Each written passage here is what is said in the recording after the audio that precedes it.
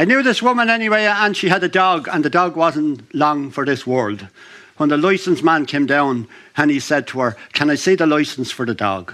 And she said, "I don't have a licence for the dog because the dog is fecked. The dog is going to die, and I don't need a licence for a dead dog." "Well," says the licence man, "what age is the dog?" And she says, "I think it's 15, but I don't have a birth certificate for it." She said, "I'm not going to pay for a licence." He said, "You have to pay for a licence." She said, "I'm not paying for a licence," and that's all there is to it. So he said, "What's the name?" And she said, "My name or the dog's name?" He says, "The dog's name first and then yours." And she said, "The dog doesn't have a name, it's the dog with no name. But my name is Sally such and such, and there's the address on the door and all the rest of it." So off he went. He gave her a bit of paper and she threw it in the fire, as you do.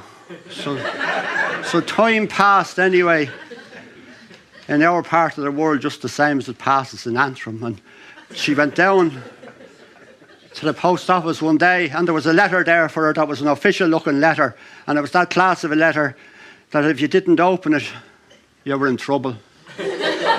And if you did, you were guilty of something. But she opened it anyway, and it was a letter to tell her to come to pay the bill anyway. So she didn't pay the bill, and the next thing is a guard arrived up with a summons and said to her, "You have to come down to the court and answer to the judge and say why you didn't pay the licence, and you're in a bit of trouble, don't mind me telling you." So she said, "Well, I don't want to go to court." And he says, "Well, you have to go to court." So she explained all about the man and the licence and the dog and everything else, and it's a fact well known in the town that the dog vanished a day after the licence man came around. It just took off and went to a dog's graveyard somewhere, and that was the end of it. Nobody saw it from that day to this.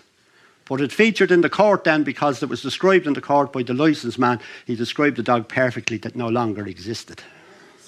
So she said, well, she told the judge, the guard told her to stand up and tell the judge the story in a loud, clear voice.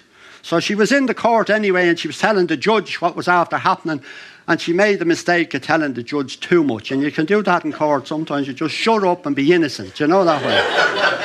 Hope for the best and see what happens to you. But anyway, the judge said to her, "How long had you got the dog?" So she said, "Not long. It was on the day that was there." So to compromise anyway, she said, "I'll pay for the day." Right, that was reasonable enough. She said, "I'll pay for the day because the dog went the next day and was seen in the mornings dead. And I'll pay for one day." So the judge said to her, "Well, you can't do that because you're after admitting that you had the dog. So you'll have to pay for a year. I'll compromise with you. We'll pay for a year." So she didn't own the dog in the first place. And she didn't know who owned the dog in the second place. And in the third place, it was her son brought the dog home from a stag party that lasted 3 days and ended up in a broken engagement. But the dog anyway was brought up to his bedroom, and he only ever referred to it as the dog. He never even gave it a name, and just the dog, and it was there. And then he emigrated to Australia, and he couldn't bring the dog with him in the bag to Australia. So he left the dog above in the room to mind the room until he came back. But he never said when he was coming back. Well, anyway, Sally went up and she hunted the dog down, and she said to that dog, "Go down and mind the house." Now, Sally was so poor that she often said if anyone broke into her house, they'd have to bring something with them to steal, because she had nothing for them. So she told all this to the judge, and he said, "That's no use anyway." So he gave her a fine anyway. He said, "Just, I'm imposing a fine now, and you have so long to pay, 30 days to pay, or 7 days in jail. Do you understand that?" he said to her. And she said, "I do. And do you understand I have no money?" So words were exchanged between the judge and Sally, and eventually a guard took her out and brought her out because she was going to jail there and then for contempt of court because she was getting stuck into the judge over being stupid. But anyway, he was taken off anyway. She went home, and she was to pay the fine. So I don't know whether you know it or not. Whether you don't look like the class of people that are familiar with the fine system in Ireland, or how you pay a little bit off. But the way it is you can pay a little bit off, go down to the station and give a few bob. You know, like saving for a turkey for Christmas or something. You pay something off your fine and that'll be all right. You're not in contempt of court or anything like that. That's grand. So she used to go up every Saturday and say, "I have nothing for you." And then she got home. She was kind of happy that she'd made the effort. You know, that sort of... She felt very virtuous about the whole thing.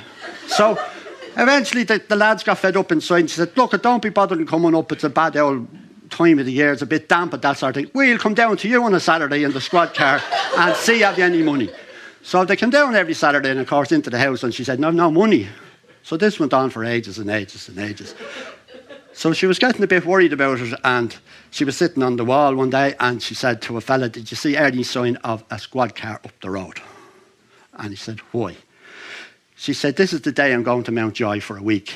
I'm going to be taken away. They've told me now I'm going to be committed to jail for a licence for a dog that doesn't exist. Did you ever hear the likes of it in your life? So the squad car pulled up and out got the guard. And he had an official looking sheet of paper in his hand. And he walked into her and he says, I want to talk to you, come into the house. So she went into the house and the two of them sat down and he says, well, you know you had to pay for a licence for a dog, yes. And you know you didn't pay for it, yes. And you're in contempt of court, yes. And you're supposed to go to jail, yes. She knew all of that. She still wasn't going to pay anything though, and she wasn't going to jail. So he says there was a bit of a collection down in the station and we asked everybody to come in for anything at all to pay a few bob into a good cause. So we're after getting enough money together to pay for a licence for you. And that's what we want to give you now. So he made her a presentation of a licence for a dead animal called dog. So she went upstairs and she hung it up in the bedroom. And she wrote a letter to her son in Australia to say that if he ever came home again, dog was upstairs in the bedroom waiting for him.